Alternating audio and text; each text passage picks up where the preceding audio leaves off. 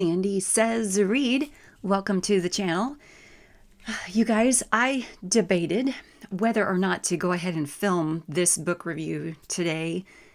I will probably debate whether or not to upload it today. I'm going to handle this with as much sensitivity as I can. And here's why. The book review we're going to do today is A Tale for the Time Being by Ruth Ozeki. And as you all are aware, there is some sadness, some tragedy going on in Japan today. And this book actually deals quite a bit with the past tragedy taking place in Japan. So it's all like weird stuff coming together. But I'm going to try to handle this with as much sensitivity and grace as I can. And we're gonna go through it. We're gonna talk about the book and just go through it. All right. The reason I read this book, the reason I picked this book up, 10 years after its first publication, is because I needed a Japanese author for a book tag, a booktube tag that I do here on the channel. You're aware that I'm going through the alphabet tag and the letter J is coming up, and I could not recall reading a Japanese author other than the author who wrote Silence. And I've talked about that book here on the channel a couple of times. I thought, let's broaden my horizons. Let's be more diverse in my reading, and let's find another Japanese author and purchase a book and expand my horizons. Let's read some more. So I went online. I found A Tale for the Time Being, purchased this back in November, December, whenever it was. I read this over Christmas. I'm bringing it to you now. It was not an uplifting, upbeat, happy-go-lucky kind of book. There's deep stuff in here. So we're going to talk about some deep stuff today. So this intro is going to include some trigger warnings for you. All right. So let's begin with the introduction. Got my notes for you guys. As you know, I'm ancient. I need the notes. So let's go through an introduction first. As of this recording, The Guardian, NBC News, CNN, Fox News, all the main media outlets are reporting on the earthquake and tsunami hitting Japan today. It's tragic, it's frightening, it's sad. My heart goes out to the people who are having to deal with, I would imagine, PTSD and current fear. It's horrible. It's horrible. But The Guardian is reporting, I wrote this down, highest level tsunami warning dropped, which is a good, if there's any silver lining, I mean, that's good. The highest level warnings are being lowered. Another news outlet was reporting that the folks on the west coast of Japan are seeing 4-foot waves. They're seeing those size waves, whereas before it was reported they might see up to 16-foot waves, which would be catastrophic and frightening, of course. So hopefully, as more news comes out, hopefully we'll hear that things have stayed less horrifying. Hopefully. One of the news reports was saying that nuclear facilities in the area have not seen any irregularities. That's going to be of interest to us as we start talking about the book. Because the book does talk about Fukushima and the reactor and pollution in the waters and all that stuff. That stuff is discussed in the book. And we'll go into that a little bit later. So now, during this intro, let's talk a little bit about the trigger warnings. If any of these things are going to be a problem for you to hear about, then maybe this video is going to be too much for you. I invite you to come back for another video later. I talk about a lot of different books here. We do a lot of fun tags here. This video might not be for you if any of these items are a problem, okay? Some of the trigger warnings are, this book does talk about suicide and suicidal ideation.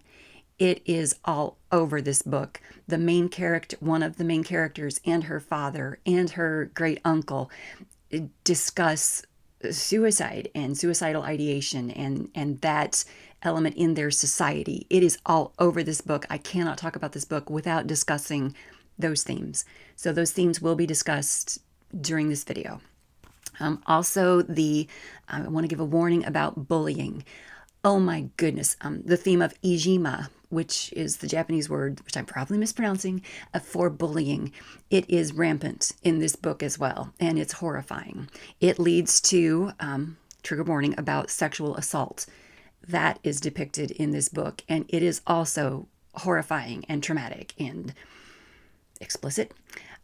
There's prostitution of underage girls, and I don't know if anyone would be triggered by or disturbed by the discussion of Alzheimer's and dementia, but that is also included in this book. So there's a lot of just deep, heavy subjects in this novel. It's not a fantasy novel. It's not a happy-go-lucky book. There's deep, heavy stuff in here. So that is the end of our intro. I think those are all the triggers that we have to worry and fret about. Other than war, it does discuss war as well. So yeah, there's heavy, deep subjects in there. So let's finish the intro there, and let's talk about the book. Let's go over some of the specs, as we do on this channel. The specs. A Tale for the Time Being by Ruth Ozeki. I've already mispronounced her name. I'm so sorry. By Ruth Ozeki. This was a Booker Prize finalist, so it got some traction, right? It was published in 2013 by Penguin Books. This edition is 403 pages, and then it includes in the back appendices, bibliography, and acknowledgments from pages 407 to 422. And then it also has an excerpt from the follow-up book or the next novel from Ruth Ozeki. Get back to my notes and see what we're going to discuss first. Okay, let me read the back cover for you. Duh. Okay. Hi, my name is Now, and I am a time being. Do you know what a time being is? Well, if you give me a moment, I will tell you. And that is one of the character voices, one of the points of view in the novel. We have the point of view of Now, and she writes in first person present tense when she's writing. The other point of view that we have in the story comes from Ruth, probably Ruth Ozeki, right? But it comes from Ruth, and she writes in third person. That point of view comes from third person past tense, which is an interesting switch. On a remote island in the Pacific Northwest, a Hello Kitty lunchbox washes up on the beach. Tucked inside is the diary of a 16-year-old Japanese girl named Nao Yasutani. Ruth, a writer who finds the lunchbox, suspects that it is debris from Japan's 2011 tsunami. Once she begins to read the diary, Ruth quickly finds herself drawn into the mystery of Nao's fate. Meanwhile, in Tokyo, Nao, uprooted from her home in the U.S., bullied at school, and watching her parents spiral deeper into disaster, has decided to end her life. But first, she wants to recount the story of her great-grandmother, a 104-year-old Zen Buddhist nun, in the pages of her secret diary. Full of Ruth Ozeki's signature humor and insight, A Tale for the Time Being deftly blurs the line between fact and fiction. Now that cover copy has a couple of things in there that I wanted to mention misled me. I did not find humor in this novel. I don't think I ever laughed while reading these 400 and some odd pages. Ever. The story of Nao's great-grandmother, her name is Jiko, and she is this calm and loving and steadfast, stoic, wonderful character. Jiko was the good character I enjoyed in this novel. She was this just calm force in the background that I looked forward to reading what she had to say to her great-granddaughter. She was a lovely character.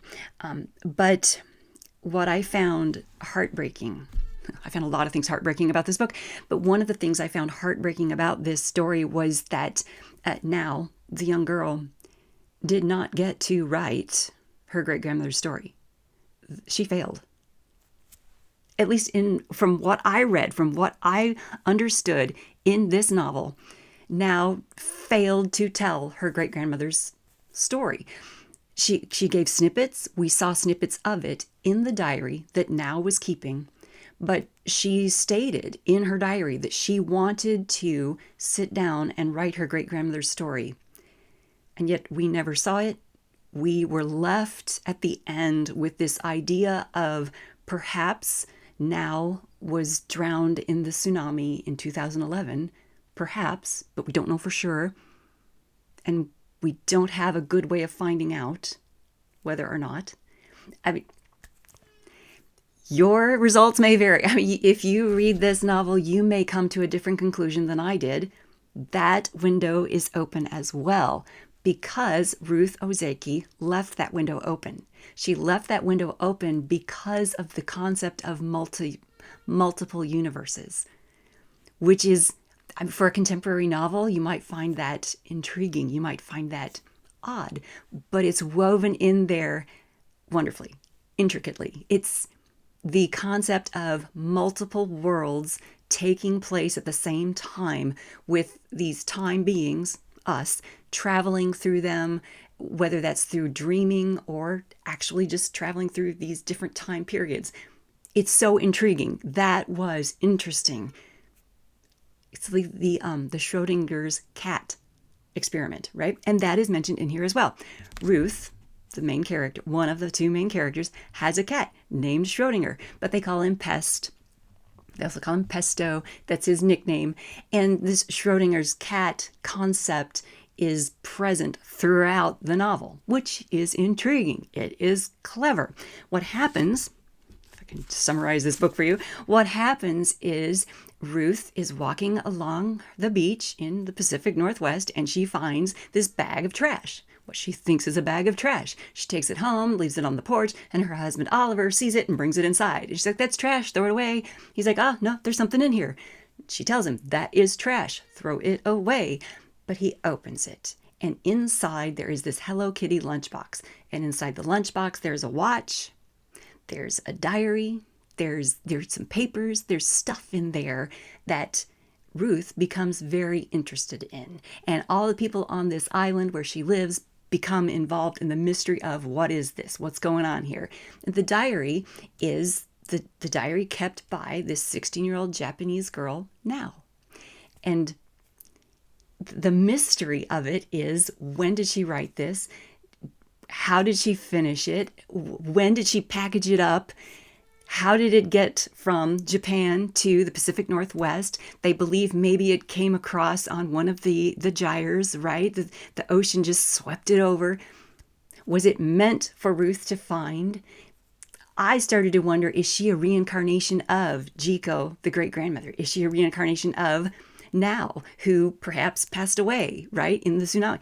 So many questions that went totally unanswered. The window is left open for you, the reader, to come up with your own answers. And if you enjoy those kinds of stories, this book is for you. All right, I did have a couple of passages in there I wanted to read for you, as we do in these reviews, to show you some of the writer's style and to kind of give you an idea of the book and the characters too. The first one is page 98, and this is when we are in... let's see, whose point of view are we in? We are in Now's point of view, and she's talking about her name and how to pronounce it. And she's also talking about this concept of having like a disturbance inside you, having, you know, those feelings inside you when you're nervous or when you're stressed out. And she's equating it to having like a fish inside you. And the fish can be small, like a minnow, or it can be huge, like a big old carp, right? And so she's saying, in Japan, some words have kotodama, which are spirits that live inside a word and give it a special power. The kotodama of Now felt like a slippery fish, a slick, fat tuna with a big belly and a smallish head and tail that looked something like this. And then she gives us the picture of a fish. And see, it's got the word Now written in it. Nice. Okay. Now felt like a big fish swallowing a little fish, and I wanted to catch it and make it stop. I was just a kid, and I thought if I could truly grasp the meaning of the big fish now, I would be able to save the little fish Naoko. But the word always slipped away from me. Now, isn't that pretty? Isn't that, it's like poetic, the way the author is using Now's voice to talk about that stress, that anxiety. I thought that was very well done. All right, then, let's see, on page 177, she's talking about the temple. Oh, yeah, she's talking about the temple where Jiko and one of her other nuns, where they live and where they say their prayers. And basically they exist in this temple, which doesn't really belong to them. And after Jiko passes on, they're afraid the temple is going to just be sold off, okay? And it says, when old Jiko dies, one of them will probably move in to help Muji, unless the main temple decides to sell Jizhenji to a real estate developer, who will probably tear down the old buildings to build a hot spring resort or a driving range. Old Jiko looks sad when they talk about this kind of thing. The little temple is falling apart, and there's no money to repair it. And Muji says she wonders what's even holding it to the mountain. She worries about earthquakes and is afraid the buildings will just collapse and slide down into the gulch and wash out to sea. And it's kind of a sad thought, but the way it's written, you can kind of see it happening as it's written there. You can kind of see it happening, which is very sad. The weird thing is, for all the investigative work that Ruth, the other main character, does in seeking out this 16-year-old girl, all the investigative work that she does online in trying to find any clue of Jiko, trying to find any clue of Now, trying to find any clue of her father, trying to find any clue of her great uncle, trying to find clues about these folks, I never saw her try to find that temple. I never saw and it may be in there and I read it too quickly and moved past it too quickly. I never saw her try to look up the records of what happened to the temple. Because the great-grandmother does pass away, and we do have scenes where we go to her funeral and we see the majesty and the honor that is shown through the funeral for this Buddhist nun. I mean, we see the way that is handled, and it's very reverent, okay? So we see that. And so we know that Jiko did pass on, but we don't see Ruth go look for that temple or go look to see, okay, what came of that. Now, throughout the story, Ruth is concerned for Now's safety and Now's predicament, because Now she is wanting to end her life. This whole diary is about her being bullied in school in Japan because she used to live in America and she's come back to Japan and the kids don't understand her and she doesn't quite speak their language correctly and they consider her, an outcast. They don't like her. They pick at her and they bully her badly. Her father has lost everything. I mean, he lost his job in America, so they get sent back to Japan and he's not able to find a new job there. So he considers himself a failure and he does jump in front of a train and he lives. So he goes back home and he's sad and he does attempt to take his life several times. As you can imagine, this has quite the effect on his daughter Now. And so she is sad, he is sad, the mother has to go out and find a job somewhere. And there is so much sadness in this book, so much depression. And it is handled, the 16-year-old is handling it as a 16-year-old would handle it. She is looking very inward, as she would. It's her diary, right? But Ruth, the other main character, is looking at it like, oh my gosh, how can I find out what has happened? How can I get to these people? How can I find them and make sure they're okay? And that was like a glimmer of hope. If you could find a glimmer of hope in this book. There's so much in here that, as you can imagine, it's over 400 pages, packed full of so much despair and so much of real life for these people. And it's just a despondent book. Now, when Now and her father start to have real conversations at Jiko's funeral, they start to understand one another. Ruth, our other main character, has literally gone to the father in her dream. Okay, this is where speculative fiction drops in. She has gone to the father in her dream and said, go to your daughter. She's going to your grandmother's funeral. Go to her, help her, be with her. Don't kill yourself. Go help her. And she is also sad like you. Go help her. Stop her from doing anything drastic. And the father's like, whoa, okay. So he goes to his daughter and he's there for the funeral, and they're able to start talking to one another, and they're able to rebuild that father-daughter bond, which is really good. And now suddenly realizes, hey, you know what? I don't necessarily want to end my life. I want to continue. I want to live. I want to write down my great-grandmother's story. I want to be in this world now. I want to forgive the kids who were so mean to me. I want to forgive the group who tried to basically assault her in a restroom. She wants to forgive those people, and she wants to move on. She's not quite forgiven them, but she wants to. And she's growing. She's starting to go through an arc where she wants to be a better person. She wants to live. And she actually says that in her diary, I want to live. She has anxiety and worries about a car careening off its path and harming her because she doesn't want that to happen anymore. She wants to live. And then we're left with this idea of, well, did she? Or did the tsunami wash her out to sea? We don't know. And Ruth and her husband Oliver discuss this in like the last couple of pages. Like, we don't know. We don't know. But we're left with the concept of, well, in alternate worlds, she may be just fine. She may be living in Montreal, living her life fine.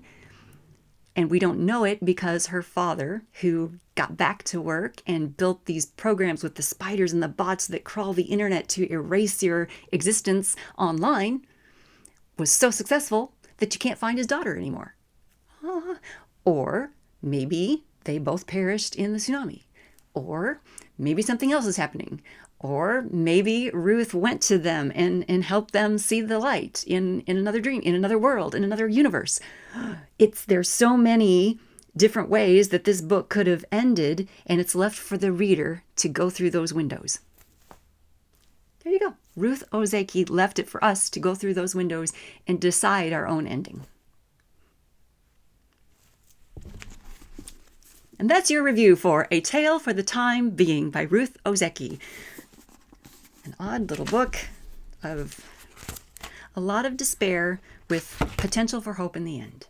There you go. Potential for hope in the end. Read it the way you want it to be read.